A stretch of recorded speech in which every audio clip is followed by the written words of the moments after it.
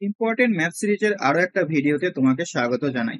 আমরা করছিলাম ম্যাথসের ছোট ছোট বেসিক কনসেপ্ট, যেগুলো বিগত বছরের পরীক্ষাতে এসেছে এবং পরবর্তী যে পরীক্ষায় তুমি দাও না কেন এই ধরনের কনসেপ্ট কিন্তু তোমরা দেখবে। ভিডিওটা প্রথম থেকে শেষ পর্যন্ত দেখো, শেষে তোমার জন্য একটা হোম টাস্ক থাকবে একদম সেম টাইপের সেম কনসেপ্টের উপরে। সেই হোম টাস্কের অ্যান্সার তুমি অবশ্যই এই ভিডিওর নিচে কমেন্টে জানাবে। দেখো প্রশ্নটি কি বলেছে, এ একটি কাজ 9 দিনে করতে পারে, বি ওই কাজটি 6 দিনে করতে পারে, তাদের সাথে সি এসে যোগ দেওয়াতে কাজটি মোট 3 দিনে সম্পন্ন করতে পারে। তাহলে সি একা ওই কাজটি কতদিনে করবে?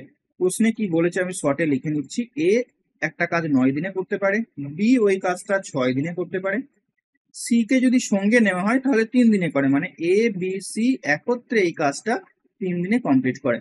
তো একদম লসাগু মেথডে আমরা এই অঙ্কগুলোকে করব। তো ধরে নেবো সমগ্র কাজ হচ্ছে 9, 6 আর 3-এর লসাগু হচ্ছে 18। কেউ যদি 18-এর পরিবর্তে 36ও ধরে তাহলেও অ্যান্সার আসবে।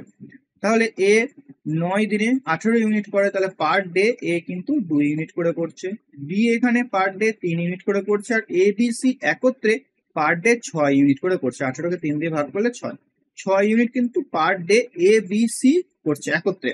এখন দেখো এই 6 ইউনিটের ভেতরে এ কিন্তু 2 ইউনিট করবে, কারণ এর ক্ষমতা হচ্ছে পার ডে 2 ইউনিট করে কাজ করা।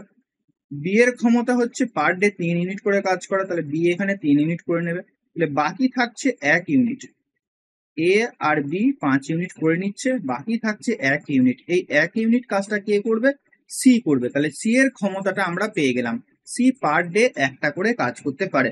এখন এই সি কে 18টা কাজ ধরিয়ে দেওয়া হচ্ছে। তাহলে সি কত দিনে করবে? 18কে 1 দিয়ে ভাগ করে দাও, অর্থাৎ 18 দিনে করবে।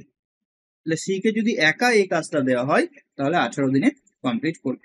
তো কেমন লাগলো অবশ্যই কমেন্টে জানাবে। আর তোমার জন্য এটা হোম টাস্ক রইলো, একদম সেম টাইপের অঙ্ক। আগের অঙ্কটা ছিল মিসলেনিয়াস এর লেটেস্ট এক্সামে, তো এটার কি অ্যান্সার হবে তুমি কমেন্টে জানাও।